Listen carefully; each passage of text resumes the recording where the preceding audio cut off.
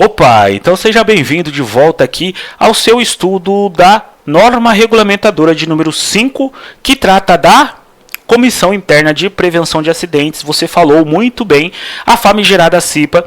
Você está aqui junto comigo no canal Prevencionista. Sou Ederson Deda, técnico de segurança do trabalho, e é muito importante esse nosso estudo para que a gente possa entender muito bem essa norma regulamentadora, que é uma norma relativamente nova neste momento que eu estou gravando. Ela foi trazida para nós pela Portaria 422 e começou a valer em 3 de janeiro deste ano de 2022. Na aula passada nós paramos no item 5.3 e agora nós vamos continuar no item 5.4, que trata da constituição e estruturação da CIPA. Muita atenção, preste muita atenção aqui, deixa de fofocar com o vizinho Deixa para fofocar com o vizinho depois. Este momento agora você está crescendo um pouquinho mais na área da saúde e segurança do trabalho comigo, Ederson Deda, técnico de segurança do trabalho, aqui no canal O Prevencionista. Então entra no modo aula, fala pro seu vizinho, olha, daqui a pouco a gente continua a nossa fofoca, agora é o momento da gente crescer juntos no conhecimento aí da NR5, que trata da Comissão Interna de Prevenção de Acidentes. Vamos lá, juntos aqui. Aliás, um recado para você. Aqui embaixo, na descrição deste vídeo, vou deixar as minhas redes sociais, me siga lá. E também vou deixar o link para que você possa conhecer o meu curso GRO e PGR Online. Um curso com mais de 700 alunos. Graças a Deus, muitos profissionais têm aprendido a elaborar o programa de gerenciamento de riscos comigo, porque o curso é todo feito em videoaulas. Eu pego você pela mão e ensino você a elaborar o programa de gerenciamento de riscos, além de entender tudo sobre o gerenciamento de riscos ocupacionais, tá? E você ganha um curso bônus, o curso chamado Legislação Previdenciária de SST, que está dentro do curso GRO e PGR Online. Muito material de apoio, você vai participar de um grupo junto comigo, você vai ganhar o seu certificado válido em todo o território nacional, link aqui embaixo, curso GRO e PGR Online. Item 5.4, modo aula, vamos lá. A CIPA será constituída por estabelecimento, preste atenção, e composta de representantes da organização e dos empregados. A gente está falando ali de indicados e eleitos. Organização, indicados, eleitos e empregados. De acordo com o dimensionamento previsto no quadro 1 desta NR, ressalvadas as disposições para setores econômicos específicos. Isso não nos interessa muito, tá? Este é o quadro 1 aqui da NR5. Tá bom? Então eu vou linkar o grau de risco. Este grau de risco eu vou encontrar com a informação da Classificação Nacional de Atividade Econômica lá na NR4, tá? Quando eu tenho ali o KNAI da empresa, no cartão CNPJ você consegue, eu consigo encontrar qual é o grau de risco junto lá do quadro da NR4, e aqui eu faço o link na NR5 do grau de risco e quantos funcionários tem dentro da empresa onde você trabalha ou presta serviço como consultor, e ali você linka e consegue achar a quantidade de cipistas, cipeiros, efetivos e suplentes. Muito fácil, tá? A gente vai fazer juntos, não se preocupe. Eu só estou mostrando aqui para você. Então, a CIPA, como a norma ela fala aqui, ela é constituída por estabelecimento. O que é o estabelecimento? É uma organização, é uma instalação, é uma formação, é uma criação. Então, estabelecimento é exatamente uma unidade da empresa. Se a empresa ela tem um CNPJ, mas tem 3 estabelecimentos, cada estabelecimento precisa ter ali a sua CIPA, sua Comissão Interna de Prevenção de Acidentes, tá bom? Então, muita atenção nesses detalhes. 5.4.2. A CIPA das organizações que operem em regime sazonal devem ser dimensionadas tomando-se por base a média aritmética do número de trabalhadores do ano civil anterior e obedecido o quadro 1 desta NR. O quadro 1 você já conhece. Talvez você não saiba o que é um regime sazonal. Então eu quero explicar para você aqui, ó. Regime sazonal nada mais é do que um regime que os trabalhadores fazem uma atividade durante um tempo. Vou trazer um exemplo aqui para você. Perto de casa tem uma empresa que faz enfeites de Natal. Então essa empresa ela pega uma quantidade muito grande de funcionários, normalmente julho, agosto até janeiro. De agosto até janeiro, tá?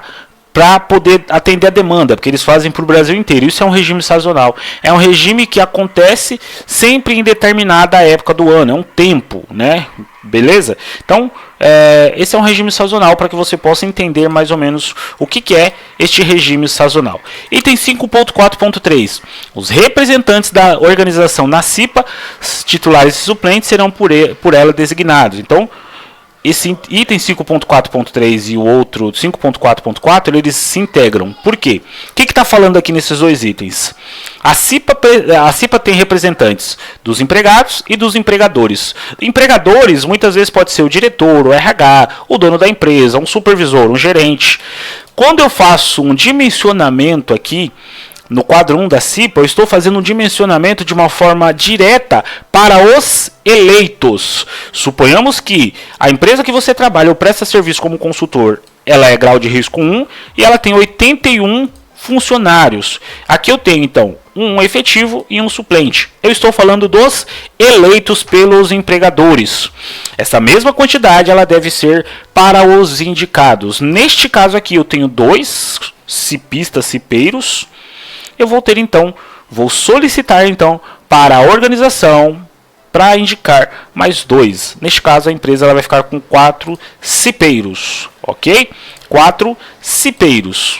Tudo bem até aqui? Muita atenção nesses detalhes. 5.4.5. A organização designará dentre os seus representantes o presidente da CIPA e os representantes eleitos empregados escolherão o vice-presidente. Então, o vice-presidente é o mais votado e a organização, seja o preposto da organização, vai escolher então o presidente desta CIPA. O mandato dos membros eleitos da CIPA terá duração de 1 ano, permitida uma reeleição. Isso é importante, presta atenção nesse detalhe. Colaborador se candidatou à CIPA e foi eleito, ele pode se reeleger. Suponhamos que ele foi eleito de 2022 para 2023. De 2023 para 2024 ele também foi eleito. De 2024 para 2025 ele precisa dar um tempo. De 2025 para 2026 ele pode se candidatar novamente. Beleza? Então são 2 anos, se assim ele for eleito. E 1 ano ele não pode. 2 anos e 1 ano ele não pode, tá? Mas isso depende muito da eleição, se assim ele for eleito, óbvio. 5.4.7. Os membros da CIPA eleitos e designados serão empossados no primeiro dia útil após o término do mandato anterior. Então, o mandato anterior terminou dia 28 de março, eles são empossados no dia 29 de março. Tudo bem? Porque a CIPA ela precisa continuar. Ela é uma ferramenta de continuidade na prevenção de acidentes e doenças do trabalho dentro da empresa, ok? Sempre lembrando, obviamente, se o dia 29, no exemplo que eu dei, for um dia útil. A organização deve fornecer cópias das atas de eleição em posse aos membros titulares e suplentes da CIPA. Raramente eu vejo isso acontecer, tá? Dificilmente eu vejo isso acontecer. O que quer dizer aqui? Teve reunião, tem 4, no exemplo que a gente falou aí, 4 cipeiros. Cada um precisa ter ali a sua ata de CIPA. Mas eu na verdade, eu acho que raramente eu vejo isso acontecer na prática, tá? Não é nada que vai te trazer algum problema se você não fizer. Mas está dentro da legislação, é importante você saber. Quando solicitada, a organização encaminhará a documentação referente ao processo eleitoral da CIPA, podendo ser e-mail eletrônico aos sindicatos dos trabalhadores da categoria preponderante no prazo de até 10 dias. Então, eu indico para você, tem sindicato dessa empresa que você trabalha ou presta serviço, até mesmo antes de começar o processo eleitoral, já envie para eles falando, olha, nós vamos começar um processo eleitoral aqui da CIPA, tá? E é importante também que você fale para o empregador, olha só, nós vamos começar um processo eleitoral da CIPA, você tem alguém que você queira mandar embora, você tem alguém que você já não quer trabalhando aqui com você, porque neste momento o empregador ele vai falar, por que você está me falando isso? E você diz, a partir do momento em que, a gente vai ver isso na frente, tá? Mas é importante já falar aqui para você, que eu abrir um processo de CIPA e este colaborador se candidatar ali, se ele não for eleito, até o momento da eleição ele não pode, não é que não pode, né? A empresa tem que arcar com as consequências, fica muito difícil mandar ele embora, tá? Principalmente ali se ele for eleito, ok? Então, você pode enviar essas documentações através de e-mail ou pessoalmente, né? Envia todo o processo para o sindicato, tá? Convida o sindicato para participar da eleição. É importante isso porque tira toda e qualquer dúvida, né? Você, como um profissional técnico de segurança do trabalho, um engenheiro de segurança do trabalho, é importante você ter ali toda a transparência, toda a lisura, para que você não tenha dúvidas sobre o seu serviço relacionado aí à Comissão Interna de Prevenção de Acidentes.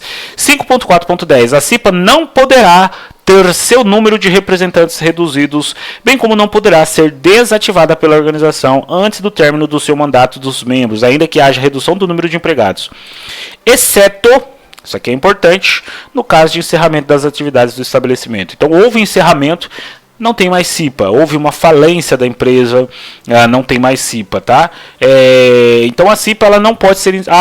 estou com 90 funcionários... e houve ali um problema com uma empresa prestadora, ou tive que mandar embora 40. Eu posso diminuir a quantidade de cipeiros? Não. Enquanto não terminar este mandato, não pode diminuir. Aí pode fazer uma nova eleição com quantidade baseado aí na quantidade nova de empregados, ok? 5.4.11. É vedada a organização em relação ao integrante eleito da CIPA. A alteração de suas atividades normais na organização que prejudica o exercício de suas atribuições é a transferência para outro estabelecimento sem anuência, ressalvados dispostos nos parágrafos 1º e 2º do artigo 469 da Consolidação das Leis do Trabalho.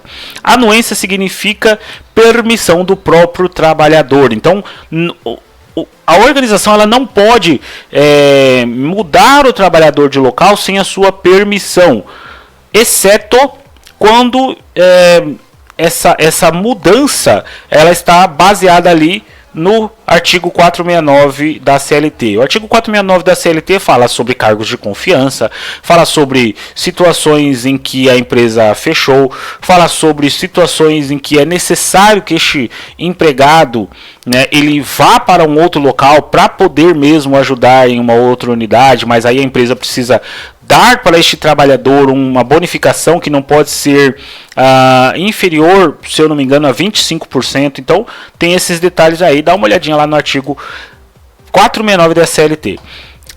5.4.12. É vedada a dispensa arbitrária ou sem justa causa do empregado eleito para o cargo de direção da CIPA, desde o registro de sua candidatura até 1 ano após o seu mandato. Então, são 2 anos de estabilidade na CIPA, ok? 1 ano da gestão e 1 ano após o final do mandato, ok?